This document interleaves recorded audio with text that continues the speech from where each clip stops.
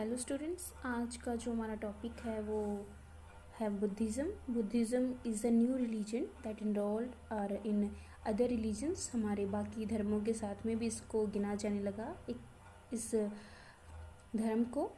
Buddhism was the most significant and the popular of all the new religions. Siddhartha Gautam was the founder of the Buddhism. He was son of the Shuddhodana, the Shakyan king of the Kapilvastu, and his queen Maya. He was born in the Lumbini Grove in Nepal in 566 BCE.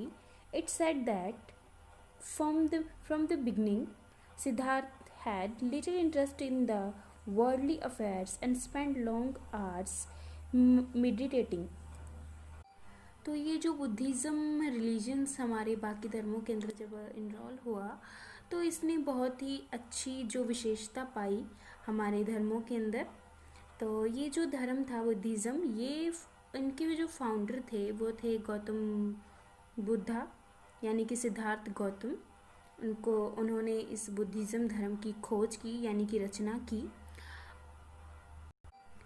उनके पिता शुद्धोदाना, जो कि शक्यान राज के king थे कपिलवस्तु के अंदर, जो उनके राज का नाम है, और उनकी जो मदर का नेम था माया, और उनका जन्म करीबन 566 बीसी के अंदर हुआ नेपाल के अंदर, लुम्बिनी, यहाँ पे उनके गांव का नेम भी है।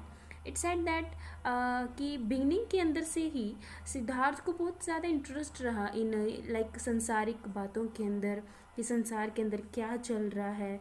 तो इन चीज़ों को, इन अफेयर्स को लेके वो बहुत ही ज़्यादा सोचते विचारते थे और साधना भी करते थे, मेडिटेटिंग भी करते थे। काफ़ी घंटे तक वो अपना जो वक्त थे मेडिटेटिंग के अंदर बिताते थे। The foresight that changed the life of Siddharth, यहाँ पे कुछ फोरसाइट ऐसी दी गई हैं जिन्होंने सिद्धार्थ की जो पूरी लाइफ थी वो चेंज कर दी, या फिर जिनकी वजह से चेंज हो गई। Prince Siddharth once went out of his chariot to visit the city where he lived with his parents. While traveling around, he saw successive days a sick man, an old man, a dead person, and a hermit. तो एक दिन कुमार सिद्धार्थ अपने रथ के ऊपर अपना पूरा शहर देखने को निकले, विजिट करने को निकले, जहाँ पर वो रहते थे अपने पेरेंट्स के साथ में। तो उन्होंने यात्रा करते टाइम देखा अपने शहर के अंदर बहुत से लोगों को, बहुत तरह तरह के लोगों के देखा, कि कोई ओल्ड है, कोई रिच है, कोई पुअर है। तो हर तरीके के मतलब कि जो इंसान थे उन्होंने नोटिस किए। He was so disturbed after seeing these sights that he quietly left home at age of 29 to seek answers to problem of suffering. तब इसी तरीके से ये जब उन्होंने ये सब अनुभव किया कि शहर में बहुत ही तरीके के लोग हैं जिनको बहुत तरीके की प्रॉब्लम्स हैं, जिनका कोई सल्यूशन नहीं है, तो ये सब देखकर वो बहुत ही ज़्यादा डिस्टर्ब हुए, निराश हुए, और करीबन 29 की एज में वो अपने घर वापस आए।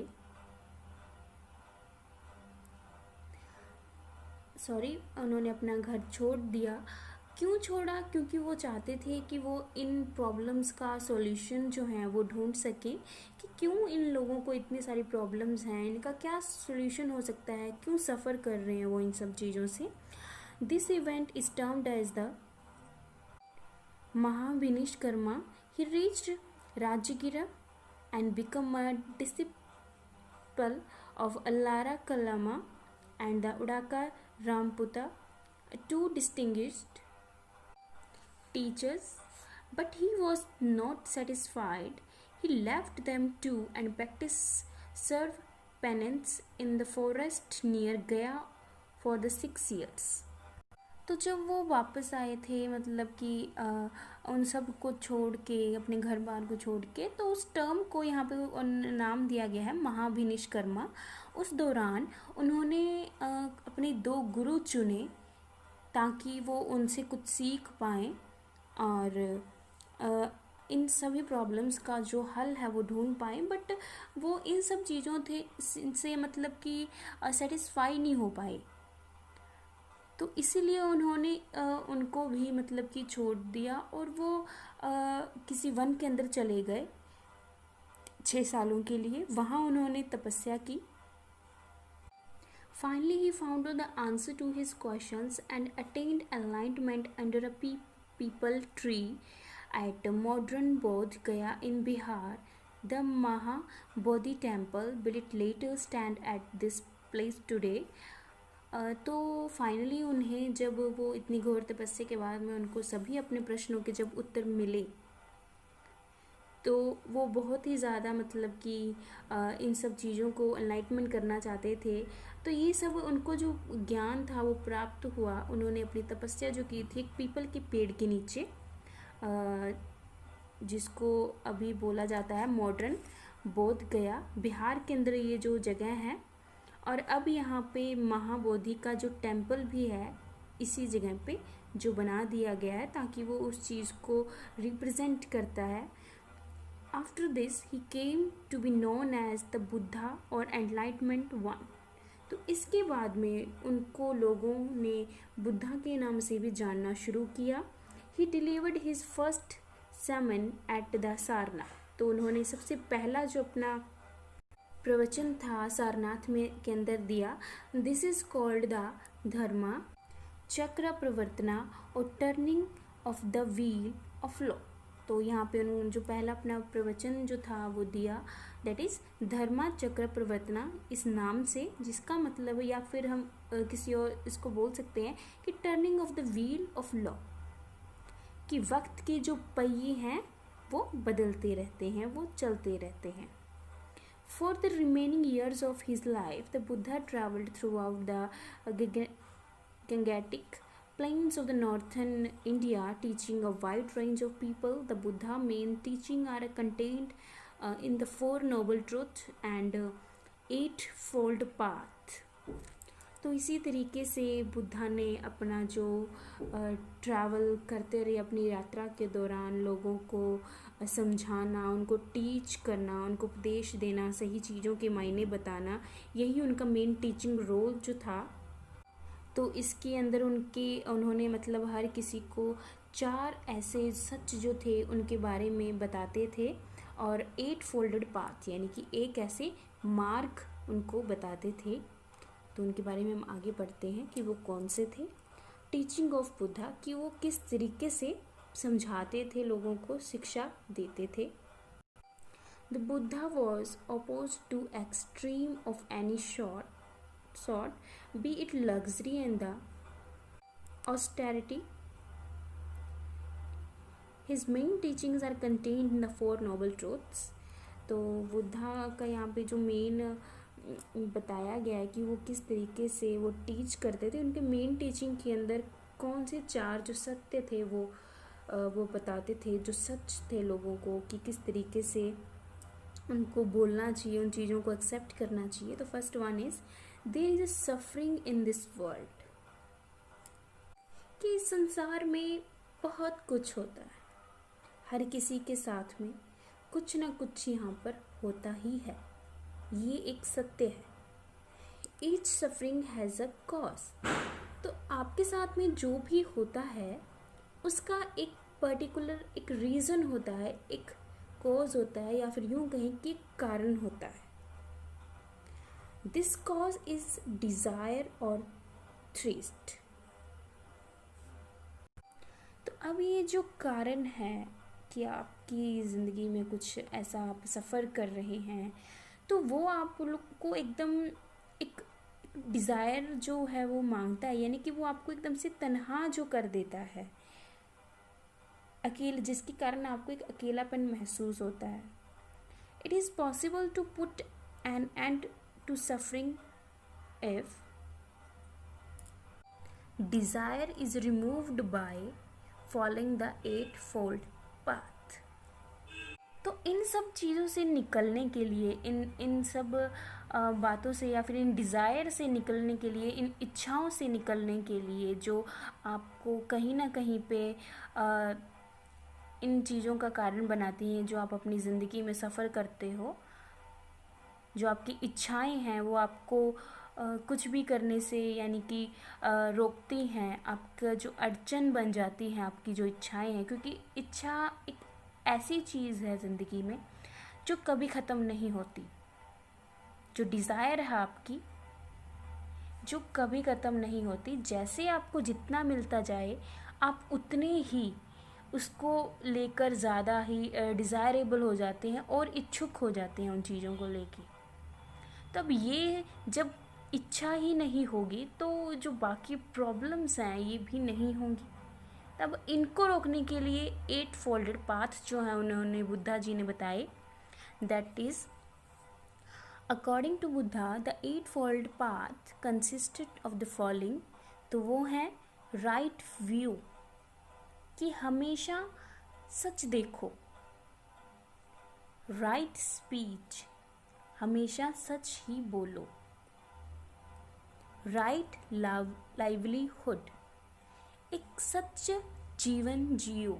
एक जो ज़िंदगी का जो जीना है वो सत्य तौर पे रखो। राइट कंसंट्रेशन, किसी एक सही चीज़ को लेके उसके ऊपर कंसंट्रेट करना। राइट एटीट्यूड, आपका जो व्यवहार है, एटीट्यूड है, वो भी बिल्कुल ही सही होना चाहिए।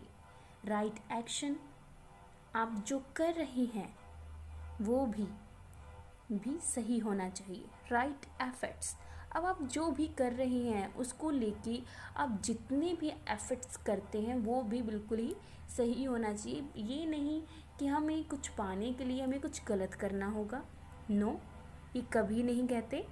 बल्कि ये है कि अगर हम सच कर रहे हैं, कुछ सही कर रहे हैं, तो उसको जो हम एफर्ट्स करते हैं वो भी हमारे बिल्कुल सही होने चाहिए।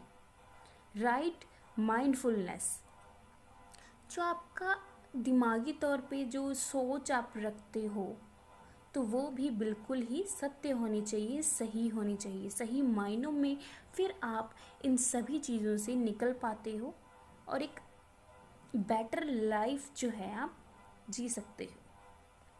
While following the eightfold path, as the Buddha said, one should neither give up all the worldly possession nor live in luxury. He called this the Madhya Marg or the middle path. The Buddha preached equality of all human beings and rejected the importance of give to varnas. तो इन्हीं सभी मतलब 8 folded path जो थे इनको follow करते हुए बुद्धा जी का कहना यही था कि हमें कभी भी संसारिक संपत्ति को गिव अप नहीं करना चाहिए और ना ही कभी मतलब ये जो लग्जरी होती है ना कि हमें सभी कुछ अच्छा मिले उसके अंदर हम रहें, तो वो नहीं होना चाहिए। तो इसको उन्होंने नाम दिया मध्य मार्ग, मिडिल पाथ। इसी का मतलब ये था कि वो रीच करना चाहते थे इक्वालिटी के अंदर, जो लोगों के अंदर इक्वालिटी है ह्यूमन बींग्स के अंदर, कि सभी लोग एक जैसे हैं, उसमें कोई भी बड़ा या छोटा नहीं है। ये इस तरीके की सोच जो है वो रखना चाहते थे। The Buddha had no faith in the authority of the Vedas and और the Vedic sacrifices. He also emphasized the importance of the kindness and the asima or the non-violence. तो उनको बुद्धा जी को कोई भी फेथ नहीं था, जैसे कि वेदास हैं जिनके अंदर ये इतना कुछ लिखा है, वैदिक सेक्रीफाइसेस हैं जो किए हैं लोगों ने, बट उनका यही मानना था कि लोगों के अंदर जो काइंडनेस है उसका होना बहुत ही ज़्यादा ज़रूरी है और जो नॉन वायलेंस जो हमारा सोसाइटी है उसको होना चाहिए।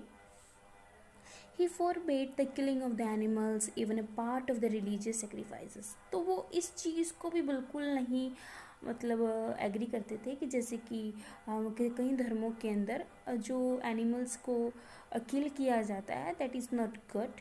तो उनका यही मानना था कि इससे भी कुछ नहीं, कोई मतलब कि नहीं होता, बल्कि ये सभी अलग अलग धर्म हैं, उनके परंपरा के अनुसार होता है। Historians place the date of the Buddha's passing away between 486 BCE to 483 BCE, Kushinagar in the present day Uttar Pradesh. तो यहाँ पे हिस्टोरियंस ने उनका जो एग्जैक्ट जो था वो पासिंग डेट नहीं उनको पता, बट उन्होंने फिर भी इतने टाइम के अंदर बताया है। कुशीनगर जो आज के टाइम में उत्तर प्रदेश के अंदर है। बुद्धिस्ट लिटरेचर, अब उनकी जो लिटरेचर थे उनके बारे में हम पढ़ेंगे। तो यहाँ पे बुद्धा जी ने क्या मतलब लिखा अपने टाइम के अंदर। Buddhist literature comprises the Tripitaka, जिसका मतलब है 3 baskets, including the Sutta Pitaka, a book containing the Buddha's teaching, the Vinaya Pitaka, a book containing the rule of the monks and the nuns, and the Abhidhamma Pitaka, the philosophical principles. Other important Buddhist texts are the Milindapanha and the Jatakas. तो ये जो यहाँ पे उनके texts के name जो हैं, उन्होंने लिटरेचर जो लिखा उसके बारे में। The Buddhas taught in the languages of the ordinary people Prakrit, so that everybody could be understand his message. तो वो एक सिंपल लैंग्वेज के अंदर, या फिर यूँ कहें कि एक ऑर्डिनरी लैंग्वेज के अंदर वो बोलते थे, ताकि लोगों को जो उनका मैसेज है वो समझ में आ जाए। Buddhism spread in India and in several other countries. It becomes popular in Sri Lanka, Tibet, China, Japan, Burma, Thailand and Indonesia. तो ये जो बुद्धिज़्म जो रिलीजन था, ये इंडिया के साथ साथ बाकी अलग शहरों या फिर देशों के अंदर भी फैल गया। लोगों ने इनको बहुत ही ज़्यादा इनको एक्सेप्ट किया। Many Indian rulers such as the Ashoka, Kanishka and the Harshvardhana embraced Buddhism. तो ये जो इंडियन रूलर्स थे जो हिंदुस्तान में रहने वाले हैं, अशोका, कनिष्का या फिर हर्षवर्धन, इन्होंने भी इसको एम्ब्रेस्ड किया बुद्धिज़्म धर्म को। नेक्स्ट आता है हमारा organisation. Buddhism encouraged people to give up worldly pleasure, concentrate on attaining true knowledge. तो बुद्धिज़्म जो है सिर्फ हमें यही सिखाता है कि हमें जो संसारिक प्लेजर है, सुख है, उसको गिव अप कर देना चाहिए, क्योंकि हमारी जो सभी इच्छाएं हैं वो सभी उसी से जुड़ी होती हैं और जिसके कारण ही हम सफ़र करते हैं। The followers of the Buddhism stayed in groups, prayed, meditate and lived together and in a kind of the association or assembly called the Sangha. तो ये जो बुद्धिज़्म को जो फॉलो करते थे जो लोग थे, वो एक साथ एक ग्रुप के अंदर रहते थे, एक साथ ही प्रे करते, मेडिटेट करते।